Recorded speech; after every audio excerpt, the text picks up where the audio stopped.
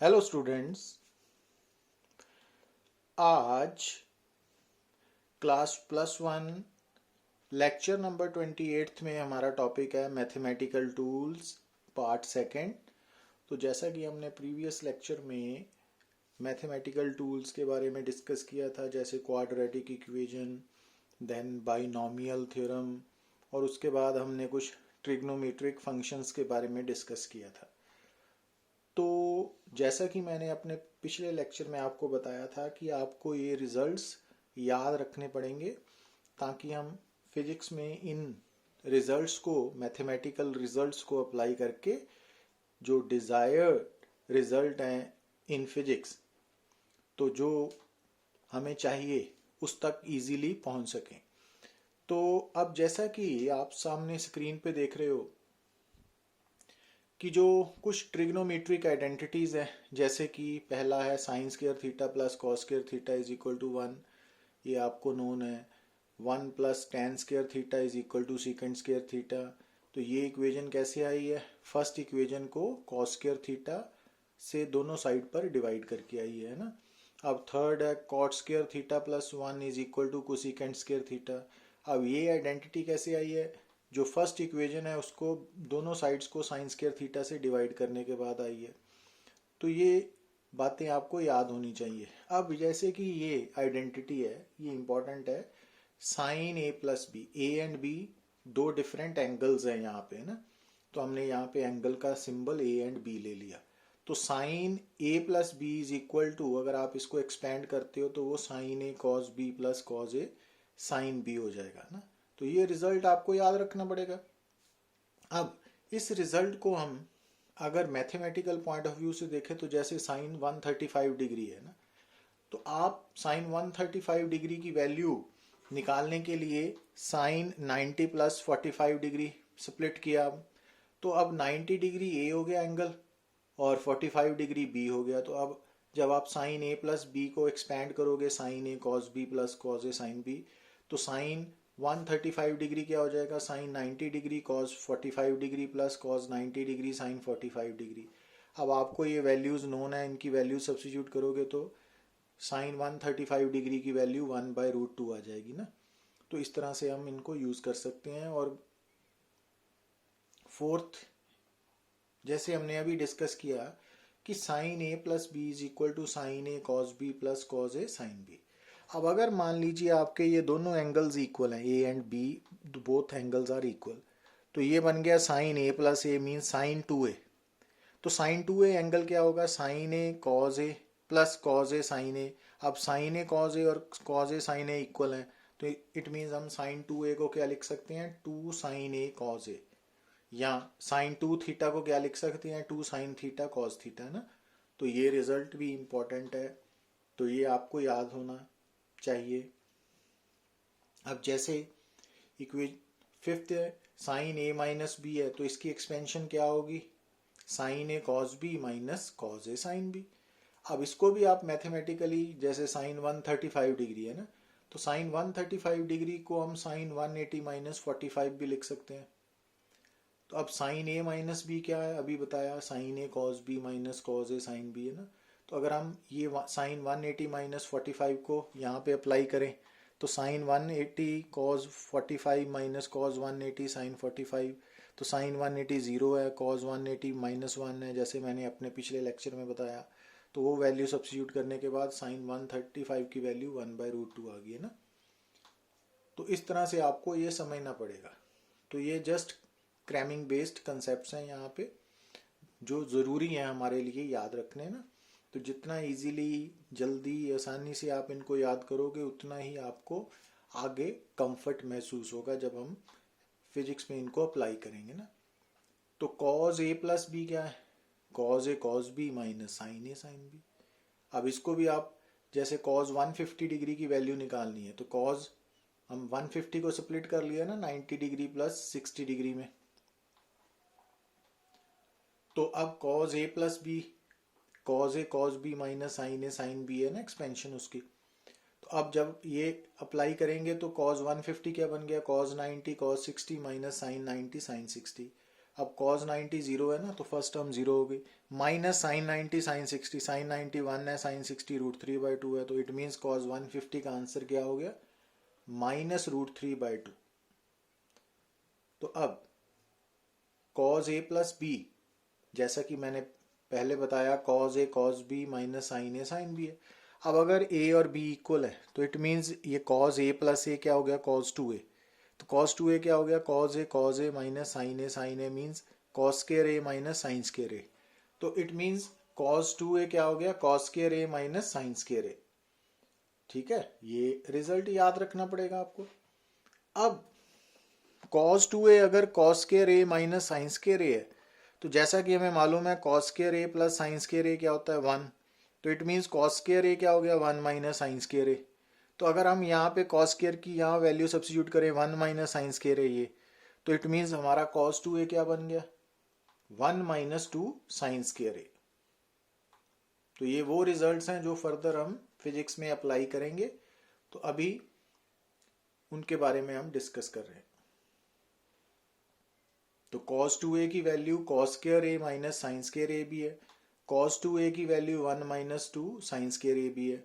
अब ऐसे ही क्योंकि cos 2a की value cos square a minus sin square a है, तो अगर हम यहाँ से sin स्क्वायर a की value 1 minus cos square a यहाँ सब्स्टिट्यूट करें, तो ये बन गया cos 2a is equal to 2 cos square a minus 1।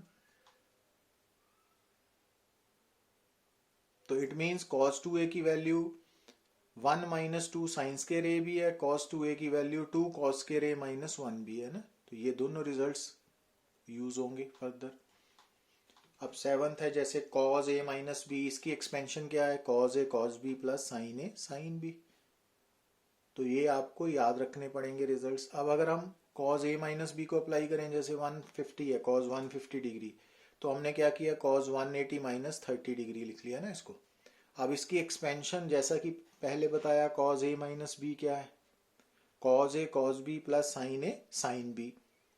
तो इट मीन्स cos 180 माइनस 30 क्या हो गया, cos 180 cos 30 plus sin 180 sin 30।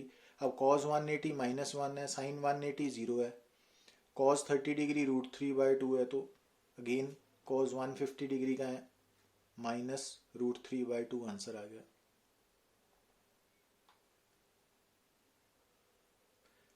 अब tan a प्लस b की एक्सपेंशन क्या है, 1 tan a plus tan b over 1 minus tan a tan b।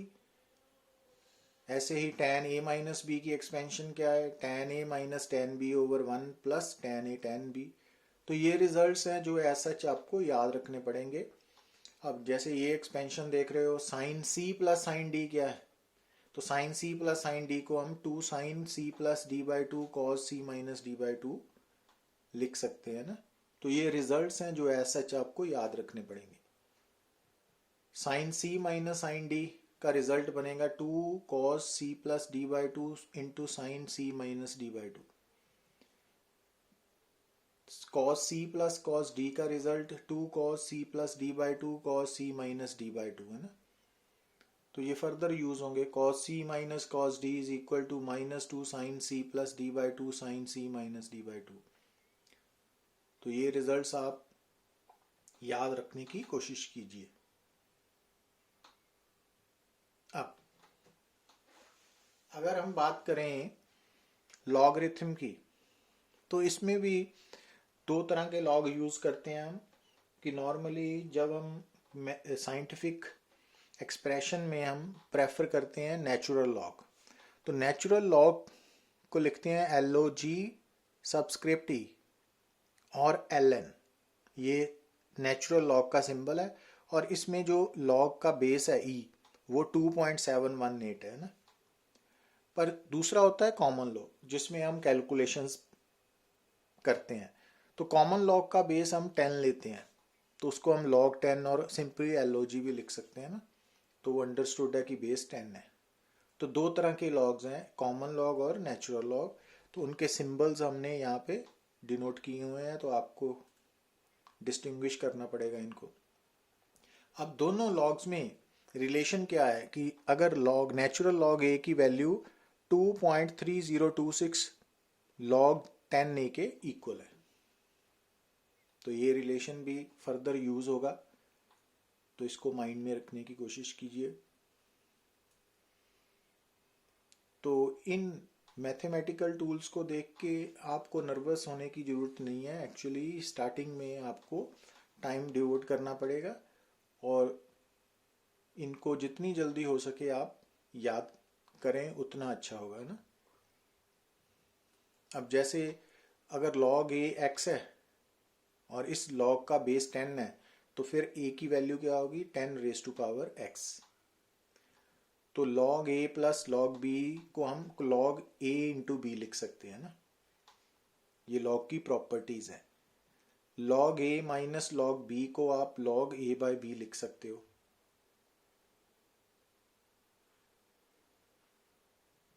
log a raise to power n is equal to n log a, तो हम power बाहर ले आते हैं ना log में। तो अगर log a x है, ये नेचुरल log a x है ना, तो फिर a की वैल्यू e raise to power x होगी, क्योंकि इसका नेचुरल log का बेस e है, स्मॉल e 2.718 है ना।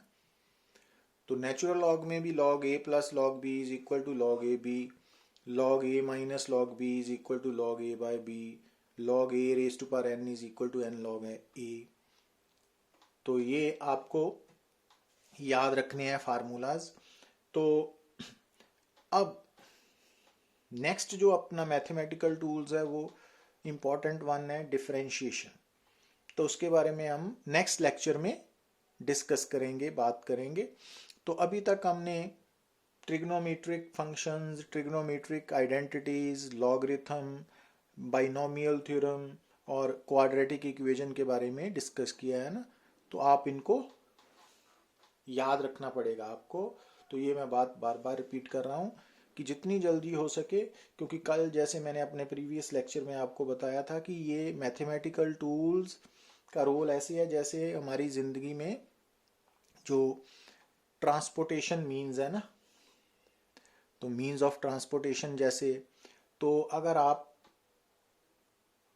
मीन्स ऑफ ट्रांसपोर्टेशन को यूज़ कर सकते हो तो आपके लिए एक से दूसरी जगह पहुंचना आसान होता है, लेस एनर्जी कंज्यूम होती है आपकी। तो उसी तरह से अगर आप मैथमेटिकल टूल्स को याद रखते हो, रिजल्ट्स याद रखते हो और फिजिक्स में उनको अप्लाई कर सकते हो, तो फिजिक्स में हमें जो रिजल्ट्स हैं वो इजीली ऑब्टेन हो जाएंगे ना। तो वहाँ पे इम्पोर्टेंट रोल प्ले करते हैं ये आर्टिकल्स में, न्यूमेरिकल्स में, प्रॉब्लम्स में। तो इस कारण ये टॉपिक हमारे लिए इम्पोर्टेंट है और इसको आप जितनी जल्दी, जितनी कम समय में याद रख सकते हो उतना ही आपके लिए ये एडिशनल बेनिफिट होगा। Thank you very much.